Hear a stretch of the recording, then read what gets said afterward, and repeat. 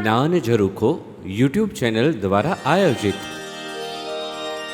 સર્વાવતારમ સકલાર્તિનાશમ પરાત્પરમ શ્રીહરિકૃષ્ણરાજમ શ્રીશાસ્ત્રીયોગી પ્રમુખાન પ્રણમ્ય બ્રહ્માક્ષરમ કેશવમાનમામિ. વક્રતુંડ મહાકાય સૂર્યકોટિસમપ્રભ નિર્વિઘ્નમ કુરુ મે દેવ સર્વકાર્યેષુ સર્વદા. શ્રી સ્વામિનારાયણ ભગવાનની જય. અક્ષર પુરુષોત્તમ મહારાજની જય. ગુણાતીતાનંદ સ્વામી મહારાજની જય. ભગતજી મહારાજની જય. શાસ્ત્રીજી મહારાજની જય. યોગીજી મહારાજની જય. પ્રમુખ સ્વામી મહારાજની જય. મહંત સ્વામી મહારાજની જય. ગણેશ ચતુર્થી ભગવાન શ્રી ગણેશજીનો પ્રાકટ્ય દિન આને માનવામાં આવે છે. એટલે આજની આ સભામાં ભગવાન શ્રી ગણેશજીના જીવન પર આધારિત કથાઓને આધારે આપણે કેટલોક આધ્યાત્મિક મર્મ સમજવાનો પ્રયત્ન કરીશું. સર્વપ્રથમ ભગવાન શ્રી ગણેશના જન્મની ઘણી બધી વિવિધ કથાઓ આપણને પુરાણોમાં પ્રાપ્ત થાય છે. શિવપુરાણમાં જે કથા છે તે અનુસાર એક વખત માતા પાર્વતી એમણે શરીર ઉપર ઉબટન લગાવેલું. ઉબટન એટલે કે લેપ કરેલો. હવે જ્યારે એ ઉબટનનું કાર્ય પૂર્ણ થઈ ગયું પછી એ લેપ કાઢી નાખ્યો શરીર ઉપરથી. એ લેપમાંથી માતા પાર્વતીએ એક બાળકની આકૃતિ બનાવી, બાળકની મૂર્તિ બનાવી. અને માતા પાર્વતી એ તો શક્તિનું સ્વરૂપ છે, જગત જનની જગદંબા છે, સાક્ષાત ભવાની. એમણે પોતાની શક્તિ ફૂંકીને એ બાળકમાં પ્રાણ પૂર્યા અને બાળક જીવંત થઈ ગયો. માતા પાર્વતીએ એમનું નામ રાખ્યું વિનાયક.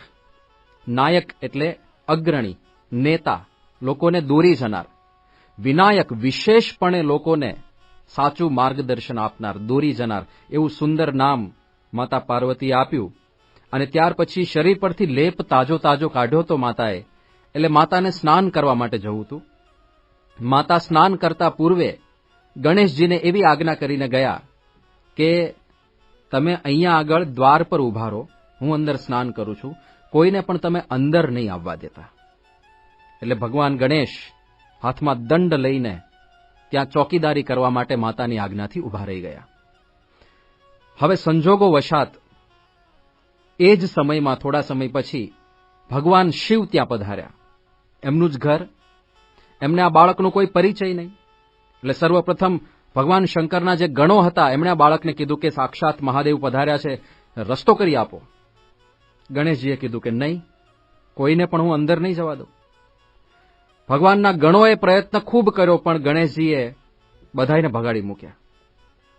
અને આ જોઈને સ્વયં ભગવાન શંકર આવ્યા. એમને પણ ભગવાન ગણેશે ના પાડી દીધી. એટલે શંકર ભગવાને છેવટે ક્રોધિત થઈને પોતાના ત્રિશૂળ વડે એ બાળકનું મસ્તક છેદી નાખ્યું. એ ઘટના બની એ દરમિયાન માતા પાર્વતી બહાર પધાર્યા. એમણે જોયું કે બાળકનું મસ્તક છેદન થઈ ચૂક્યું છે. અને શિવજી ત્યાં ઉભા હતા. માતા પાર્વતી એકદમ આક્રંદ કરવા લાગે છે. અને આ તો જગત ભવાની છે. પાર્વતી માતાનું આક્રંદ થયું એટલે ત્રણેય લોકની અંદર હાહાકાર મચવા લાગ્યો. બધાને થયું કે શુંનું શું થઈ જશે. એટલે શંકર ભગવાને તાત્કાલિક ગણોને આજ્ઞા કરી કે આ બાળકને આપણે જીવિત કરવો છે, તમે પૃથ્વી પર જાઓ અને કોઈ પણ નવજાત શિશુનું મસ્તક છેદન કરીને લઈ આવો. એ મસ્તક આપણે આ બાળક ઉપર લગાડીને એને પુનર્જીવિત કરીશું. શંકર ભગવાને એવું કીધું, જે માતાની દ્રષ્ટિ પોતાના સંતાન ઉપર ના હોય એવા શિશુનું મસ્તક લઈને આવજો. ભગવાન શંકરના ગણો ગયા. પણ જ્યાં જ્યાં એમણે નવજાત શિશુઓ જોયા ત્યાં બધે જ માતાની દ્રષ્ટિ બાળક પર હોય. એક જગ્યાએ એક હાથણીએ શિશુને જન્મ આપેલો અને એ બાળ હાથી જ્યાં આગળ સૂતું હતું બાળક, માતા બીજી તરફ પીઠ રાખીને સૂતેલા. ત્યાં આગળ ભગવાનના ગણો એ બાળ હાથીનું મસ્તક કાપીને શિવજી પાસે લાવ્યા. શંકર ભગવાને એ મસ્તકને પેલા બાળકના ધડ ઉપર પ્રસ્થાપિત કર્યું, પ્રાણ ફૂંક્યા અને ભગવાન ગણેશ એ ગજાનન બન્યા. આનન એનો અર્થ થાય છે મસ્તક, મુખારવિંદ. ગજાનન, હાથી જેવું જેમનું મોઢું છે એવા ભગવાન શ્રી ગણેશ. તો આ કથામાંથી આપણને મર્મ એ સમજવા મળે, આધ્યાત્મિક મર્મનો જો વિચાર કરીએ, આજ્ઞા પાલન. માતા પાર્વતીએ આજ્ઞા કરી હતી કે કોઈને પણ અંદર પ્રવેશ નહીં આપતા. તો ગણપતિ ભગવાન એમનું મસ્તક છેદન થઈ ગયું ત્યાં સુધી એમણે માતાની આજ્ઞાનું પાલન કર્યું. અધ્યાત્મ માર્ગે, સાધનાના માર્ગે આ આજ્ઞા પાલન એ ખૂબ જ અગત્યનો મુદ્દો છે. આપણા ઈષ્ટદેવ અને આપણા ગુરુની પ્રત્યેક આજ્ઞાનું આપણે પાલન કરવાનું હોય છે.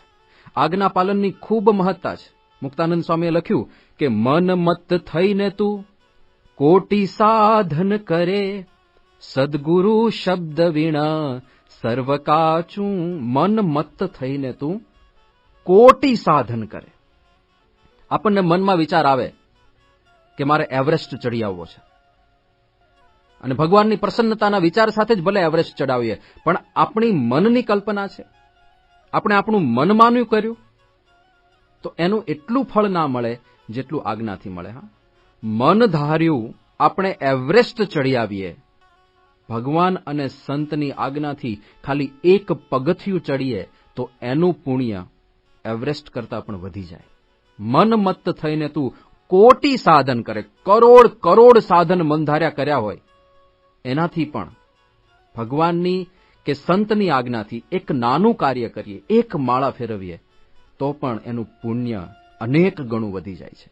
એ આ આજ્ઞાનો પ્રતાપ છે, કારણ કે એમાં ભગવાન અને સંતના વચનો ભળ્યા છે, અને વચનોમાં જે સામર્થ્ય છે એનું પુણ્ય આપણને પ્રાપ્ત થતું હોય છે. યોગીજી મહારાજ એવું કહેતા કે શાસ્ત્રીજી મહારાજની આજ્ઞાથી કોઈક ખાલી ઘંટડી વગાડે ને તો પણ એનો મોક્ષ થાય, કારણ કે ગુરુની આજ્ઞા ભળી ને, ગુરુનું વચન ભળ્યું એટલે એ થાય. ઉપનિષદોમાં પણ આ જ વાતનું અનેક જગ્યાએ પ્રતિપાદન છે. દાખલા તરીકે સત્યકામ જાબાલી જ્યારે ગુરુના આશ્રમમાં વિદ્યા પ્રાપ્ત કરવા માટે જાય છે, તો ગુરુ સર્વપ્રથમ સત્યકામ જાબાલીનું બધું વૃત્તાંત પૂછે છે, અને ત્યાર પછી હવે બ્રહ્મ વિદ્યા સિદ્ધ કરવા માટે સત્યકામ જાબાલી ગુરુ પાસે આવ્યો છે. ગુરુ આજ્ઞા શું કરે છે કે આશ્રમની આ 400 ગાય છે, આ 400 ગાય લઈને તું વનની અંદર જા, અને એ 400 ગાયમાંથી જ્યારે 1000 ગાય થઈ જાય ત્યારે તું પાછો આવજે. હવે સત્યકામ જાબાલી જુઓ, એનો ઉદ્દેશ્ય શું હતો ગુરુ પાસે જવાનો? બ્રહ્મ વિદ્યા ભણવાનો. ગુરુએ આજ્ઞા શું કરી? ગાયો ચરાવવાની. પણ સત્યકામ કોઈ પ્રશ્ન નથી કરતા. ગુરુની આજ્ઞા અવિચારણીય, ગુરુની આજ્ઞા વિચાર્યા વગર તત્કાળ પાળવી, એવું વચન છે. એટલે સત્યકામ જાબાલી 400 ગાય લઈને જાય છે. જંગલમાં જવાનું, હિંસક પ્રાણીઓથી ગાયોની રક્ષા કરવાની, બધી ગાયોનું વ્યવસ્થિત સમય પ્રમાણે પોષણ થઈ જાય એનું ધ્યાન રાખવાનું. આ જ એની સાધના બની ગઈ, કારણ કે ગુરુનું વચન હતું. ગુરુના વચનથી જે કાંઈ પણ કરીએ એ અધ્યાત્મ માર્ગે સાધના બની જાય છે. અને આવી રીતે સમય પસાર થતાં થતાં જ્યારે 400માંથી 1000 ગાયો થઈ ગઈ ત્યારે સત્યકામ જાબાલી ગુરુના આશ્રમ તરફ પાછા ફરતા હતા. તો ઉપનિષદમાં કથા એવી આવે છે કે સત્યકામ જાબાલીને ગુરુએ કોઈ ઉપદેશ આપવાની જરૂર જ ના પડી. એ જ્યારે રસ્તામાં પાછા આવતા હતા ત્યારે માર્ગમાં જ જુદા જુદા માધ્યમો દ્વારા, ક્યારેક કોઈક પક્ષી દ્વારા, ક્યારેક બીજી કોઈ રીતે એને બ્રહ્મ વિદ્યાનું જ્ઞાન પ્રાપ્ત થવા લાગ્યું. અને જ્યારે એ ગુરુના આશ્રમમાં પહોંચ્યા ત્યારે ગુરુએ સત્યકામ જાબાલીનું મુખારવિંદ જોઈને કીધું કે તારા મુખ ઉપર તો બ્રહ્મ વિદ્યાનું તેજ ઝળકી રહ્યું છે. તો આજ્ઞા પાલન, કેવળ ગુરુની આજ્ઞા પાળી, ગાયો ચારી, પણ બ્રહ્મ વિદ્યા આત્મસાત થઈ ગઈ. તો અધ્યાત્મ માર્ગે ભગવાન અને સંતની આજ્ઞાનું પાલન કરવું એ ખૂબ જ મહત્વપૂર્ણ વસ્તુ છે. એ આપણને ભગવાન શ્રી ગણેશમાંથી શીખવા મળે છે. ત્યાર પછી બીજી એક કથા છે ભગવાન શ્રી ગણેશના જન્મ બાબતે. આ વરાહ પુરાણની કથા છે કે ભગવાન શિવજીએ પંચતત્વોમાંથી એક બાળકનું નિર્માણ કર્યું. હવે ભગવાન શંકર જ્યારે કોઈ બાળકનું નિર્માણ કરે ત્યારે એનું રૂપ કેવું હોય, એનું સૌંદર્ય, એનું લાવણ્ય કેવું હોય. એટલે એ બાળકનું સૌંદર્ય, લાવણ્ય જોઈને બધા દેવતાઓની અંદર ગણગણાટ શરૂ થઈ ગયો. કારણ કે રૂપની બાબતે દેવતાઓ સ્વરૂપવાન છે એવું માનવામાં આવે છે.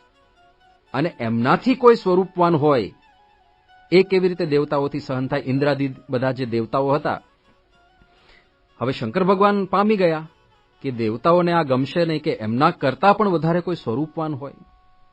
એટલે એ લોકોની કંઈક વક્ર દ્રષ્ટિ થાય ને દેવતાઓ કુરાજી થાય ને ઉહાપોહ થાય. એ ટાળવા માટે ભગવાન શંકરે એ બાળકનું મુખ, મોઢું એ હાથી જેવું કરી દીધું અને પેટ એકદમ મોટું કરી દીધું. એટલે ભગવાન શ્રી ગણેશનું એક નામ છે વક્રતુંડ. વક્રતુંડ એટલે વક્ર, એકદમ વક્ર જેમનું પેટ છે, તુંડ, એવું એમનું નામ છે. બીજું એમનું નામ છે લંબોદર. ઉદર એટલે પેટ. લંબોદર, જેમનું ઉદર એકદમ લાંબુ છે, એવા ભગવાન શ્રી ગણેશ. તો એવું એક રૂપ એ બાળકનું ભગવાન શંકરે કરી દીધું. અને એમને ભગવાન શિવજીએ સર્વ ગણોના અધિપતિ, ગણાધિપતિ અથવા તો ગણપતિ, ગણ એટલે ભગવાન શંકરના જે ગણ છે એમાં મુખ્ય છે ગણેશજી, એટલે ગણપતિ કહેવામાં આવે છે. ગણ ઈશ, એ ગણોના ઈશ, એના મુખ્ય પતિ કહેવામાં આવે છે. પણ આ કથામાંથી આપણને જે આધ્યાત્મિક સાર જોવા મળે છે એ એવો છે કે ક્યારેય આ અધ્યાત્મ માર્ગ છે ને, એટલે આપણને ભગવાને જે કાંઈ પણ શરીર આપ્યું હોય, જેવું પણ શરીર આપ્યું હોય, એ બાબતે કોઈ અફસોસ ક્યારેય ન કરવો. ગણપતિજીના જીવનની અંદર, ભગવાન ગણેશજીના દરેક ચરિત્રમાં કોઈ જગ્યાએ એવું આપણને પ્રાપ્ત નથી થતું કે એમના રૂપ બાબતે કે એમના શરીર બાબતે એમને કોઈ ફરિયાદ હોય. જે એમને પ્રાપ્ત થયું એનાથી હંમેશા સંતુષ્ટ, હંમેશા પ્રસન્ન, બધાઈને વરદાન આપે. પ્રથમ પૂજન એમનું થાય છે ને, એમને વરદાન પ્રાપ્ત થયેલું છે કે કોઈ પણ માંગલિક અવસરમાં પહેલું પૂજન ભગવાન શ્રી ગણેશનું થાય, પછી બીજા બધા દેવતાઓનું, પરમાત્માનું બધાનું પૂજન થાય, પણ પ્રથમ પૂજન ભગવાન શ્રી ગણેશનું થાય એવું એમને વરદાન પ્રાપ્ત થયું છે. તો આટલી મહત્તા છતાંય પોતાના શરીર બાબતે એમને કોઈ ક્યારેય ફરિયાદ નહીં. તો આ સ્વીકૃતિનો ગુણ, જે કાંઈ પણ ભગવાનની ઈચ્છાથી આપણને પ્રાપ્ત થયું એનો સ્વીકાર કરો. આપણા જીવનની અંદર ઘણી બધી પરિસ્થિતિઓનું નિર્માણ થશે. કેટલીક આપણને ગમશે, કેટલીક આપણને નહીં પણ ગમે. પણ જે વસ્તુ આપણા હાથમાં નથી હોતી એનો પ્રેમથી સ્વીકાર કરી લેવો એ સુખનું અને સંતોષનું કારણ છે. ભગવાન શ્રી કૃષ્ણ ગીતામાં અર્જુનને ઉપદેશ આપે છે કે તસ્માદ અપરિહાર્યેર્થે નત્વમ શોચિતુમ અર્હસી. હે અર્જુન, અપરિહાર્ય, જે વસ્તુ તારા હાથમાં નથી, જે વસ્તુ થશે, થશે ને થશે જ, એમાં તું કશું જ નહીં કરી શકે, એવી બાબત માટે અર્જુન તારે ક્યારેય શોક ના કરવો. આ બહુ અગત્યની વાત છે અધ્યાત્મ માર્ગે. જે વસ્તુ આપણા હાથમાં નથી, ઘણું બધું આપણા હાથમાં નથી. આમ જોઈએ તો આપણું વર્તન અને આપણી સમજણ સિવાય બીજી કોઈ વસ્તુ આપણા હાથમાં નથી. મોટે ભાગે આપણે સાથેના માણસોને કંટ્રોલ કરવા પ્રયત્ન કરીએ, એના સ્વભાવમાં પરિવર્તન થાય એવી ઈચ્છા રાખીએ કે આની અંદર આટલો સુધારો થઈ જાય તો અમારા પરિવારમાં સુખ શાંતિ થઈ જાય. પત્ની આટલો સુધારો કરી દે, પત્નીને એમ થાય કે પતિ જો પોતાના સ્વભાવમાં આટલો સુધારો કરી દે. અપરિહાર્ય અર્થે એ આપણા હાથની વાત જ નથી. બીજાના જીવનનું પરિવર્તન કરવું એ આપણે આપણા જીવનનું પરિવર્તન કેટલું કરી શકીએ છીએ? આપણી કુટેવોને છોડીને આપણે સુટેવો ડેવલપ કેટલી કરી શકીએ છીએ? આપણું જ પરિવર્તન કરવામાં ઘણીવાર આપણે અસમર્થ હોઈએ છીએ. તો બીજા પોતાના જીવનમાં પરિવર્તન કરે એવી ઈચ્છા આપણે જેટલી રાખીએ એટલો એ બધો દુઃખી થવાનો માર્ગ છે. તો જે કાંઈ પણ ભગવાનની ઈચ્છાથી આપણા જીવનમાં ઘટનાઓ ઘટે એનો સ્વીકાર કરી લેવો એ ભગવાન શ્રી ગણેશના જીવનમાંથી આપણને પ્રાપ્ત થાય. સાથે સાથે સ્વરૂપ બાબતે લોકો મારું રૂપ જોઈને આકર્ષાય એવી પણ ઈચ્છા અધ્યાત્મ માર્ગે રાખવાની જરૂર નથી. રૂપ કરતા ગુણો આત્મસાત કરવા માટે પ્રયત્નશીલ રહેવું જોઈએ. એ પણ ભગવાન શ્રી ગણેશજીના આ ચરિત્રમાંથી આપણને શીખવા મળે છે. સાથે સાથે અન્ય એક કથા એવી પ્રાપ્ત થાય છે કે એક વખત કુબેરજીએ ભગવાન શિવને પોતાને ત્યાં જમવા માટેનું નિમંત્રણ પાઠવ્યું. પણ હવે કુબેરજીએ જે નિમંત્રણ આપ્યું શિવજીને, એમાં કુબેરજીનો છાનો અહંકાર હતો. અહંકાર શું હતો? કે આ ભગવાન શંકર છે, એમને જરા મારી જાહોજલાલી હું દેખાડું, અને એમને હું એ પણ દેખાડું કે એક વ્યવસ્થિત રીતે ભોજન કેવી રીતે કરાય. આવા અહંકારથી કુબેરજીએ ભગવાન શંકરને, શિવજીને ભોજનનું નિમંત્રણ આપ્યું કે આપ સહકુટુંબ પધારજો, આપના સર્વ ગણો સાથે, આપના સર્વ પરિવાર સાથે પધારજો. ભગવાન શિવજીએ એવું કહ્યું કે હું તો આવી શકું એમ નથી, પણ મારા વતી હું આ ગણેશજીને મોકલીશ. અને ગણેશજી ગયા, અને ગણેશજીને યથાતથા ખબર હતી કે પિતાજી શું કરાવવા માંગે છે, કે આ કુબેરજીના અહંકારનો ભંગ કરાવવા માંગે છે. તો ગણેશજી ત્યાં ગયા, અને કુબેરે ખૂબ સારી વ્યવસ્થા રાખી હતી. મોટી મિજબાની હતી, જાત જાતના મિષ્ટાન પકવાન હતા, ઘણા બધા દેવતાઓ ત્યાં આવ્યા હતા, અને બધાઈને એમણે નિમંત્રણ આપેલું. બધાયનો ભોજન સમારંભ હતો, અને ભવ્યાતિ ભવ્ય બધી વ્યવસ્થા હતી. પણ ગણેશજી ત્યાં ગયા, અને એમણે કુબેરજીને કીધું કે મને જરા પહેલા જમાડી દો ને પછી હું નીકળી જાઉં. કુબેરજીએ પોતાના સેવકોને કીધું કે આમના ભોજનની વ્યવસ્થા કરો, પહેલા ગણેશજી જમી લે, પછી બીજા બધા જમશે. હવે ગણેશજીએ જમવાનું શરૂ કર્યું, અને એક પછી એક વાનગી, એક પછી એક વાનગી, એક પછી એક વાનગી કરતા કરતા કરતા કુબેરજીએ જેટલા પણ મિષ્ટાન પકવાન સામગ્રી વ્યંજનો બનાવ્યા હતા, બધું જ ભગવાન ગણેશજી જમી ગયા. અને ત્યાં અટકતા નથી, કુબેરજીના આખા નગરમાં જે કાંઈ પણ ખાદ્ય પદાર્થો હતા, બધા જ ભગવાન શ્રી ગણેશે અંગીકાર કરી લીધા.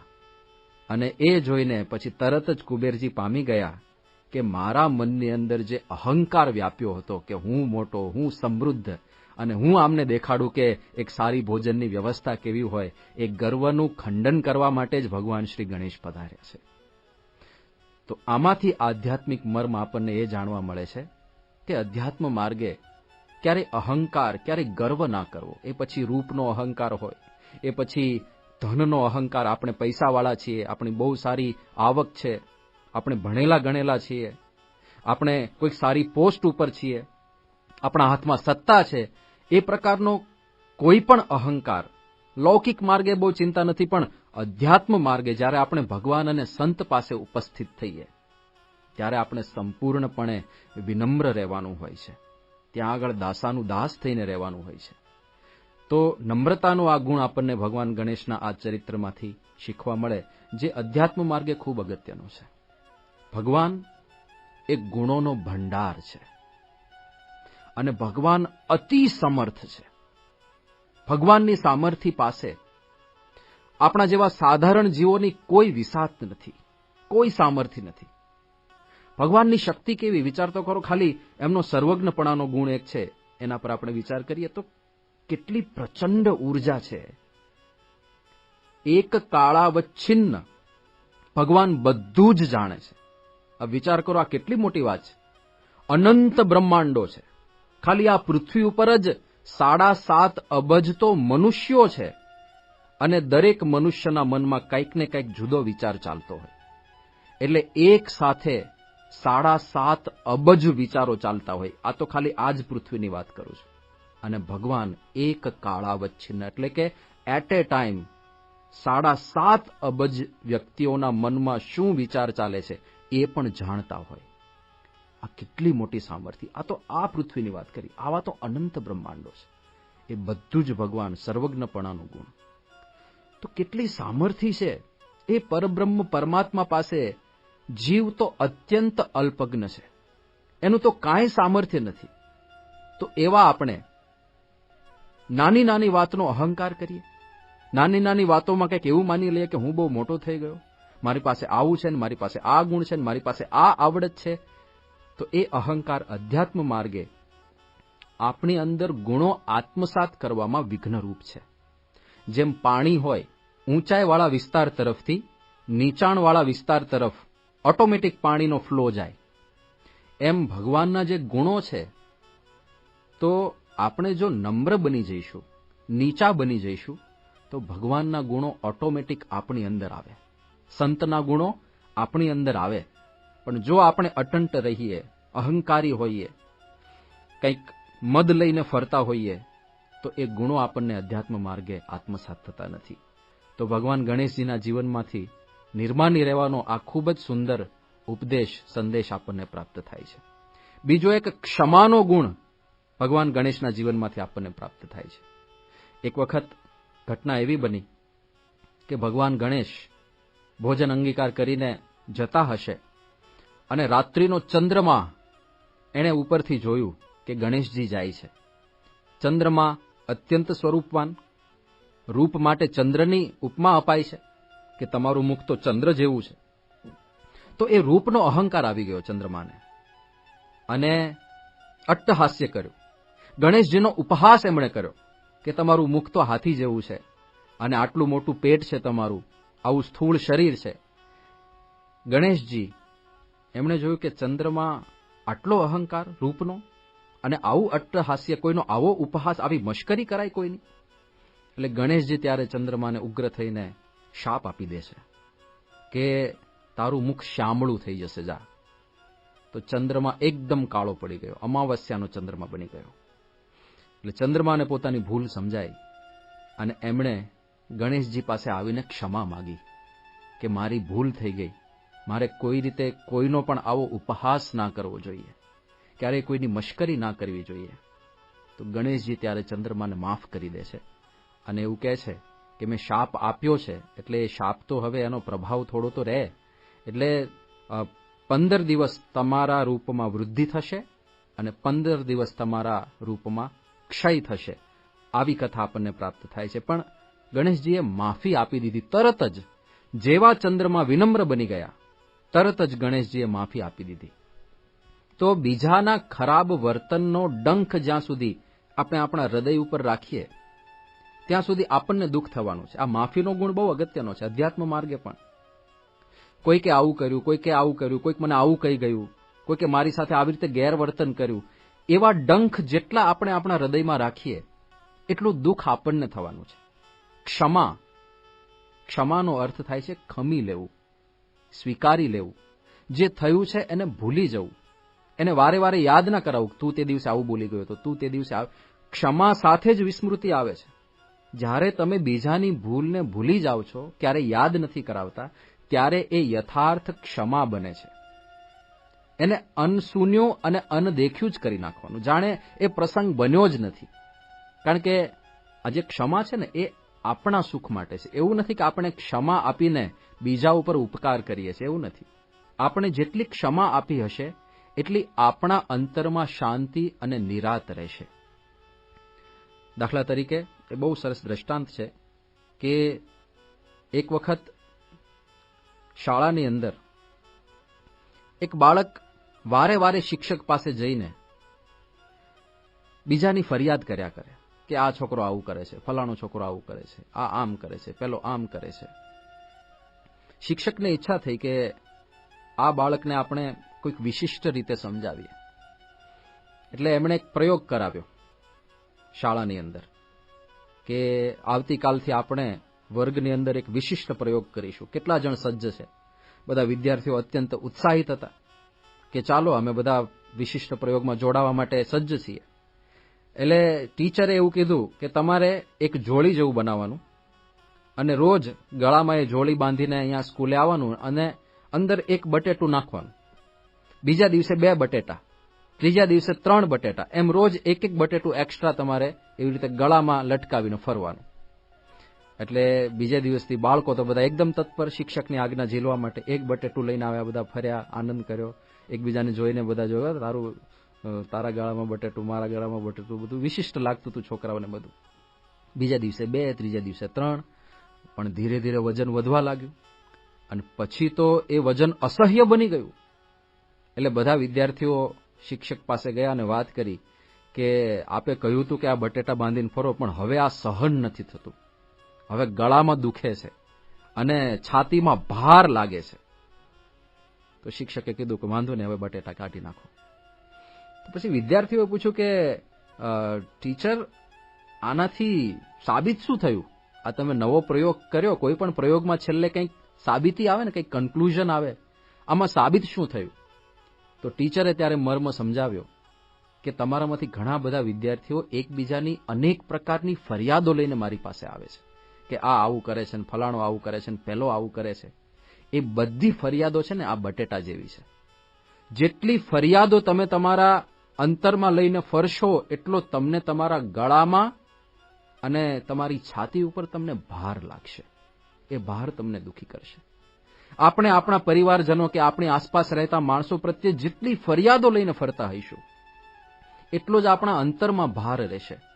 અંતરે આપણને સુખ નથી થતું, અંતરે આપણને શાંતિ નથી મળતી. પણ જેટલી એ બધી ફરિયાદો આપણે મૂકી દઈએ, ભગવાનને પ્રાર્થના કરી શકાય કે પ્રભુ આણે મારી સાથે આવું વર્તન કર્યું છે, પણ મને એવું બળ આપજો કે હું એને ક્ષમા કરી શકું, તો ભગવાન પણ આપણને એવું બળ આપે. યોગીજી મહારાજનું જીવન જોઈએ, પ્રમુખ સ્વામી મહારાજનું આપણે જીવન જોઈએ, આપણે મહંત સ્વામી મહારાજનું જીવન જોઈએ. એમના જીવનમાં ઘણી બધી ઘટનાઓ એવી બની છે જેમાં લોકોએ ગેરસમજણથી, અણસમજણથી એમનો દ્રોહ કર્યો હોય, એમને જેમ તેમ બોલી ગયા હોય, પણ એમણે ક્યારેય પોતાના અંતરમાં રાખ્યું નથી. ક્ષમાના સાગર છે. હવે જ્યારે આપણા ઈષ્ટદેવ અને આપણા ગુરુદેવ એ ક્ષમાના સાગર હોય ત્યારે આપણે ક્ષમાનું સરોવર તો બનીએ, ત્યારે આપણે ક્ષમાનું પાણી ભરેલું એક માટલું તો બનીએ. ક્ષમાનો ગુણ અધ્યાત્મ માર્ગે ખૂબ અગત્યનો છે. તો એ પણ આપણને ભગવાન ગણેશના જીવનમાંથી શીખવા મળે છે. પછી ભગવાન ગણેશની જે સુંદર આકૃતિ છે, એમનું જે દિવ્ય શરીર છે, એના વિવિધ અંગોમાંથી પણ આપણને ઘણું બધું શીખવા મળે છે. દાખલા તરીકે ભગવાન ગણેશનું મસ્તક મોટું છે, તો એમાંથી શીખવા મળે છે. મસ્તક એટલે બુદ્ધિ અહીંયા રહેલી છે, આપણા વિચારો મસ્તકમાં થાય છે. તો હંમેશા આપણે મોટા અને ઉમદા વિચારો રાખવા.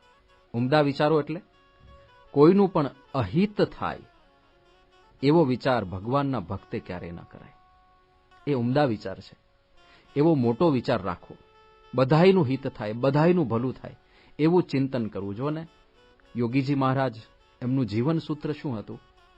ભગવાન સૌનું ભલું કરો, કોઈના પ્રત્યે દ્વેષ નહીં, ખટરાગ નહીં, કોઈનું પણ અહિત થાય એવો વિચાર નહીં, ભગવાન સર્વનું ભલું કરો. પ્રમુખ સ્વામી મહારાજ એક વખત સંતો સાથે વાર્તાલાપ થતો હતો અને સાહજિક રીતે સ્વામી બાપા બોલી ગયા હતા કે કોઈનું પણ અહિત થાય એવો વિચાર મને ક્યારેય આવ્યો નથી. હવે અંતઃકરણની કેટલી પવિત્રતા હશે, અને પવિત્રતાની પરાકાષ્ઠા કહી શકાય આમ તો, કે કોઈનું અહિત થાય એવો વિચાર ક્યારેય ન આવે. એવા સંતમાં ભગવાન સાક્ષાત નિવાસ કરીને રહે, એમાં શું આશ્ચર્ય! આટલી પવિત્રતા જ્યાં હોય ત્યાં ભગવાનને પરાણે નિવાસ કરીને રહેવું પડે. તો આપણા ગુરુ જ્યારે આટલા પવિત્ર છે ત્યારે આપણું પણ કર્તવ્ય બને છે એ પવિત્રતા આપણી અંદર આપણે લાવીએ.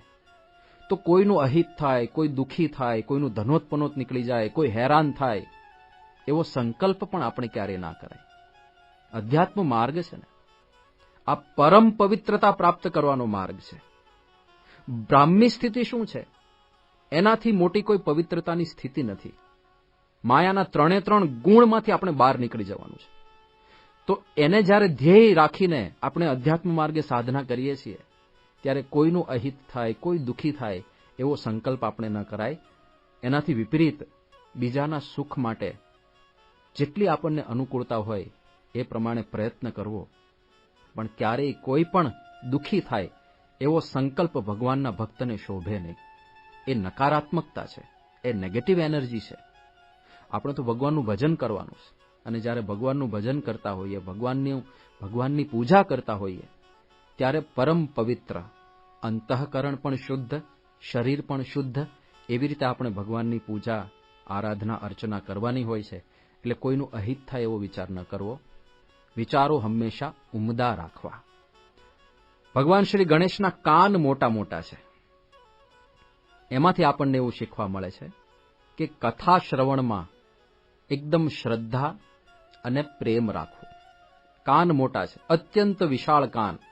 એમ કથા શ્રવણ બાબતે આપણે કાન એટલા મોટા રાખવા કે જ્યારે જ્યારે પણ આપણને અવસર પ્રાપ્ત થાય એ કથા માટે આપણા કાન તરસ્યા રહેવા જોઈએ. ભગવાનના ચરિત્રો માટે, સંતના ચરિત્રો માટે, કંઈક આધ્યાત્મિક પ્રગતિ થાય એના માટે જે કાંઈ પણ ઉપદેશ આપણને સાંભળવા મળે એના માટે આપણે સતત તત્પર રહેવું જોઈએ. કથા વાર્તાનો ખૂબ મહિમા બધા જ શાસ્ત્રોમાં કીધો છે. આપણે ત્યાં પણ સત્સંગનો કૃષ્ણ કથા જ પાયો, એ જો કદાપી નબળો જણાયો. સત્સંગ રૂપી શુભતો હવેલી, પડી જવાની ગણવી જ વહેલી. સત્સંગનો કૃષ્ણ કથા જ પાયો. કથા દ્વારા, સારા શ્રવણ દ્વારા જ આપણને અધ્યાત્મ માર્ગના બધા રહસ્યો સમજાવવાના છે. એ સત્શાસ્ત્રોના શ્રવણ દ્વારા જ આપણને આપણી ભૂલો દેખાવાની છે.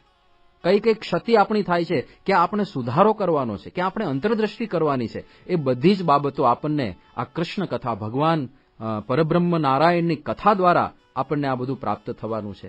એટલા માટે કથા વાર્તા સાંભળવામાં હંમેશા આપણે તત્પર રહેવાનું. આપણા ગુરુ સામે દ્રષ્ટિ કરીએ તો પ્રમુખ સ્વામી મહારાજ અને મહંત સ્વામી મહારાજ કથા સાંભળવા બાબતે શ્રદ્ધાના મહાસાગર સમાન છે.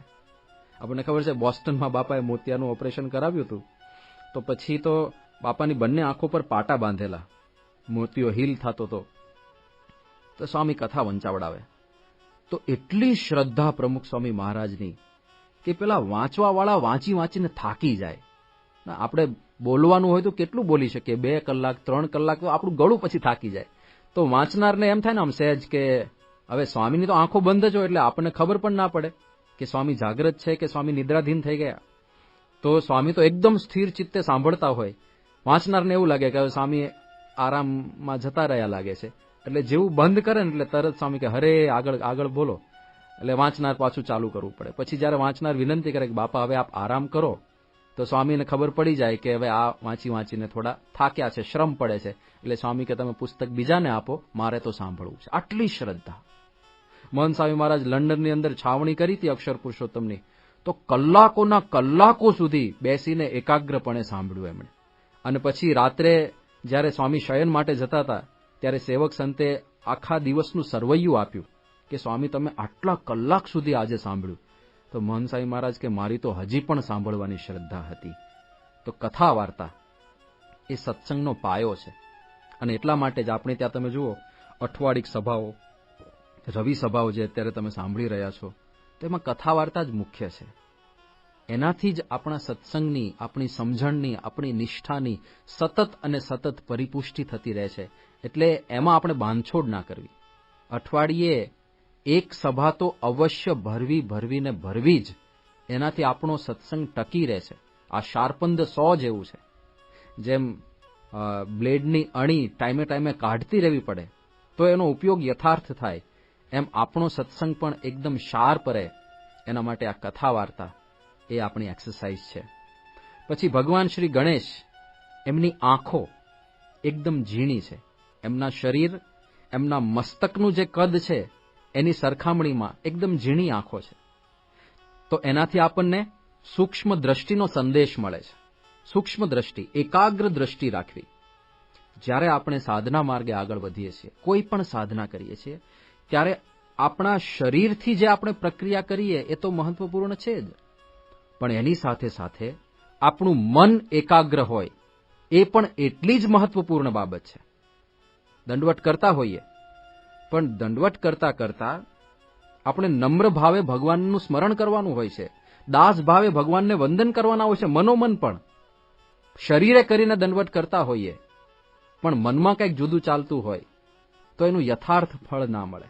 મન પણ ભગવાનમાં એકાગ્ર રહેવું જોઈએ. એક વખત આરતી પછી જ્યારે દંડવટ ચાલતા હોય તો પ્રદક્ષિણાની અંદર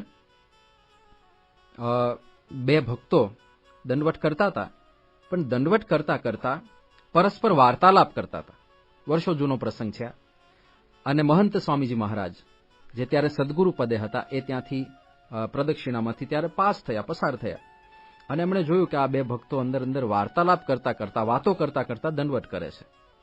એટલે બંને મહંત સ્વામી મહારાજના હેતવાળા હતા. સ્વામી એમને કહી શકે, સત્પુરુષને આ રીતિ છે, એમને એવું લાગે કે હું કહીશ તો ખોટું નહીં લાગે સામેવાળાને, તો એ પ્રેમથી કહેતા હોય છે, ટકોર પણ કરતા હોય છે. તો મહંત સ્વામી મહારાજ ત્યાં સહેજ માટે ઊભા રહ્યા અને સ્વામીએ કહ્યું કે દંડવટ કરો છો કે કસરત કરો છો. આટલું કહીને મોહન સાંઈ મહારાજ ત્યાંથી પધાર્યા. હવે આ ભક્તોને અંતરદૃષ્ટિ થઈ કે આ કેટલી મોટી વાત છે કે આપણી માનસિક એકાગ્રતા દંડવટ કરતી વખતે ભગવાનમાં રહેવી જોઈએ, તો જ એનું યથાર્થ ફળ મળે છે. નહીં તો દૈહિક કસરત જેવું થઈ જાય. જેમ કોઈ ઉઠક બેઠક કરે, જેમ કોઈ દંડ પીલતું હોય, જેમ કોઈ વોકિંગ કરતું હોય, તો એક જાતની કસરત છે. તો ભગવાનના અનુસંધાન વગર મન આપણું જો ભગવાનમાં એકાગ્ર ના હોય તો ખાલી એક શારીરિક કસરત બનીને રહે છે. એટલે અધ્યાત્મ માર્ગે આપણું મન ભગવાનમાં જોડાયેલું રહે, એકાગ્ર રહે, એ ખૂબ મહત્વપૂર્ણ છે. એવું નથી કહેતા કે 24 કલાક આવું અનુસંધાન રાખો, રહેતો તો સારામાં સારું છે. મહારાજે કીધું છે અખંડ વૃત્તિથી બીજી કોઈ મોટી પ્રાપ્તિ નથી. પણ જ્યારે આપણે સાધના કરીએ છીએ તો દિવસ દરમિયાન જે આપણો પ્યોર સાધનાનો ભાગ છે, દાખલા તરીકે આપણી નિત્ય પૂજા, આપણે આરતી કરીએ છીએ ત્યારે આરતી, જ્યારે આપણે અષ્ટકો બોલીએ છીએ, દંડવત પ્રણામ કરીએ છીએ, ત્યારે એ જે ભાગ છે આપણો પ્યોર સાધનાનો જે ભાગ છે, એ દરમિયાન આપણે ખૂબ ખટકો રાખીને આપણું મન ભગવાન અને સંતમાં એકાગ્ર કરવાનું હોય છે. જ્યારે આપણે સવારની નિત્ય પૂજા કરીએ, જ્યારે મંત્ર જાપ, માળા જાપ કરતા હોઈએ, તો આપણું મન જ્યાં ત્યાં ફરે નહીં, પણ ભગવાન પાસે જ રહે એવો સતત પ્રયત્ન કરવો જોઈએ. અને એટલા માટે જ આપણે જે છેલ્લે ક્ષમા યાચના કરીએ છીએ ને, દરેક મહાપૂજા કે દરેક નિત્ય પૂજા પછી એક ક્ષમા યાચના કરવાની હોય છે, ભગવાન પાસે માફી માંગવાની હોય છે કે આ પૂજા દરમિયાન જે અપરાધ થઈ ગયો હોય પ્રભુ, એના માટે મને ક્ષમા કરજો. એમાંનો એક અપરાધ આ છે કે આપણું મન બીજે જતું રહ્યું હોય. જ્યારે આપણે ભગવાનનું આવાહન કરીએ છીએ ત્યારે મૂર્તિઓમાં ભગવાન અને સંત આવીને વિરાજમાન થાય છે. પછી આપણે માળા કરતા કરતા બીજે વૃત્તિ રાખીએ તો ભગવાન અને સંતને કેવું લાગે કે આણે જ મને આવાહન કરીને અહીંયા બોલાવ્યો અને હવે એનું ધ્યાન તો બીજે ભટકે છે. તો એ અપરાધ થયો, એની ક્ષમા માગવાની હોય. તો પ્રયત્ન જેવો કરીએ, આપણી જાતને એવી રીતે આપણે કેળવીએ કે સાધના કરતી વખતે આપણું મન ભગવાન અને સંતમાં રહે. પછી દિવસ દરમિયાન આપણે નોકરી ધંધાનું બધું કામ હોય તો એ દરમિયાન સ્મરણ થાય તો સારામાં સારું છે. પણ મહારાજે બીજો એક વિકલ્પ પણ આપ્યો છે કે આપણે રાજીપાના અનુસંધાનથી બધું કરવું. તો દરેક પ્રવૃત્તિ એ આપણી સાધના બની રહે છે. આ પણ એક ભેગી ભેગી વાત છે, પ્રસન્નતાનો વિચાર. તો મન એવી રીતે એકાગ્ર રાખવું, એ ભગવાન ગણેશના જીવનમાંથી આપણને શીખવા મળે. ભગવાન શ્રી ગણેશનું પેટ બહુ વિશાળ છે. તો એનાથી આપણને એવો મર્મ શીખવા મળે છે કે પેટ મોટું રાખો, એટલે કે એમાં બધું જ સમાવી લો. દિવસ દરમિયાન કે પછી જ્યારે આપણે મંદિરે આવીએ કે જ્યારે લોકો સાથે વાર્તાલાપ કરીએ, તો એ વાર્તાલાપમાં આપણને સારું અને નરસું બધી પ્રકારનું સાંભળવા મળશે. એ બધું આપણે આપણી અંદર સમાવી રાખવાનું. એમાંથી સારી વાત આપણે બીજાને કહેવી, પણ કોઈના અવગુણની વાત હોય એ આપણે ક્યારેય બીજાને ન કહેવી. કોઈની ભૂલોની વાત હોય, કોઈની ક્ષતિની વાત હોય, કોઈની નકારાત્મક વાતો હોય, એ નકારાત્મક વાતો ક્યારેય આપણે બહાર ન કરવી. એ બધી આપણા પેટમાં જ આપણે સમાવી લેવાની હોય છે. તો લંબોદર ગણેશ ભગવાનનું જે નામ છે, વક્રતુંડ જે એમનું નામ છે, એમાંથી આપણને આ શીખવા મળે છે કે આપણે આપણું પેટ એવું મોટું રાખવું કે બીજાના જે કાંઈ દુર્ગુણો હોય, અવગુણો હોય, એ બધા એમાં જ સમાહિત થયેલા રહે, એ ક્યારેય બહાર ના આવે. એના માટે આપણે આપણા જીભને લગામ આપવી પડે, સંયમ રાખવો પડે. કારણ કે આપણી સાહજિક વૃત્તિ આ છે કે બીજાનું દોષ દર્શન કરવું અને બીજાના દોષોનું કથન કરવું. આ સહેજે સહેજે ભૂલ આપણાથી થઈ જતી હોય છે. પણ અધ્યાત્મ માર્ગે અભાવ અવગુણ આપણા ગુરુહરિ મહંત સ્વામી મહારાજ એ તો અત્યંત નિષેધ કરે છે.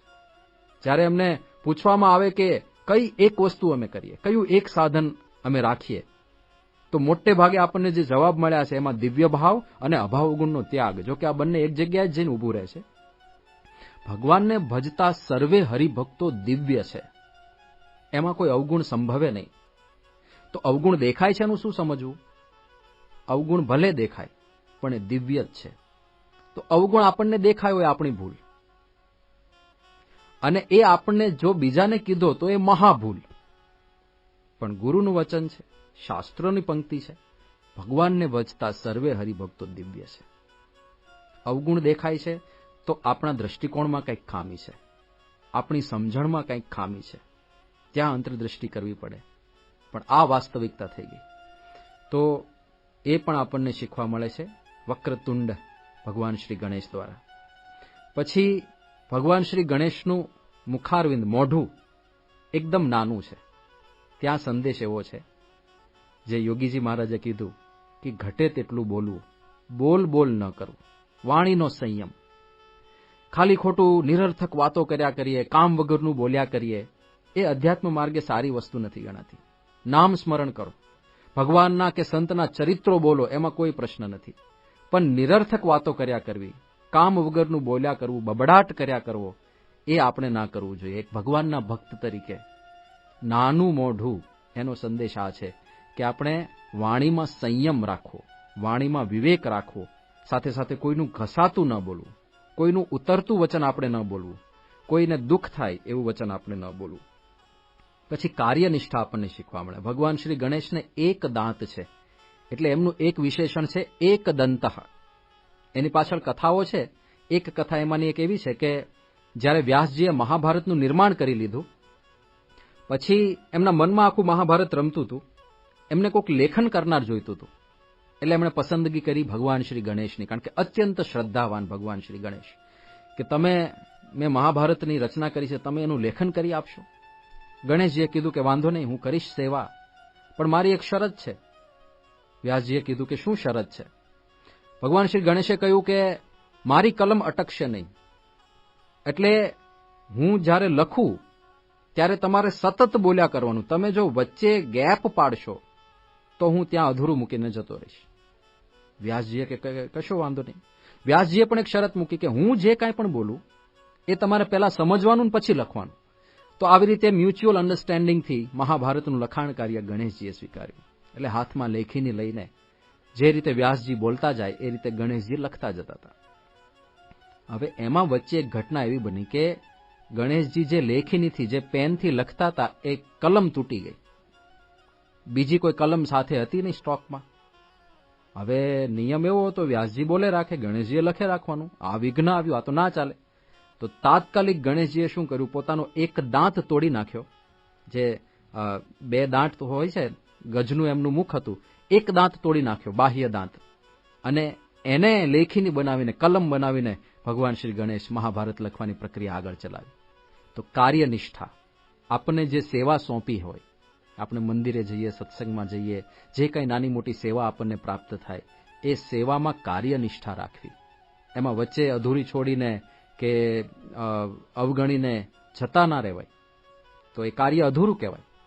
કાર્ય જે આરંભ્યું એ નિષ્ઠાપૂર્વક, વફાદારીપૂર્વક પૂર્ણ કરવું, એ પણ એક સદ્ગુણ ભગવાન શ્રી ગણેશમાંથી આપણને શીખવા મળે. પ્રમુખ સ્વામી મહારાજના જીવનમાં જોઈએ, જેટલા કાર્યો એમણે આરંભ્યા એમાં સંપૂર્ણ નિષ્ઠાથી હોમાઈ ગયા. દિલ્હી અક્ષરધામ બને એવો સંકલ્પ ગુરુ યોગીજી મહારાજે કર્યો. પ્રમુખ સ્વામીજી મહારાજે ખાલી એ જમીન પ્રાપ્ત કરવામાં 32 વર્ષ સુધી પ્રયત્નો કર્યા. કેવી કાર્યનિષ્ઠા કહેવાય! 32 વર્ષ સુધી કોઈ શ્રદ્ધા રાખે તો આપણે એમના શિષ્ય છીએ. તો જે કાંઈ પણ નાની મોટી સેવા આપણને પ્રાપ્ત થાય સત્સંગમાં, એ સંપૂર્ણ કાર્યનિષ્ઠાથી આપણે કરવી. તો આવા તો અનંત ગુણો ભગવાન શ્રી ગણેશના જીવનમાંથી આપણને શીખવા મળે છે, જે અધ્યાત્મ માર્ગે આપણને અતિશય ઉપયોગી થાય.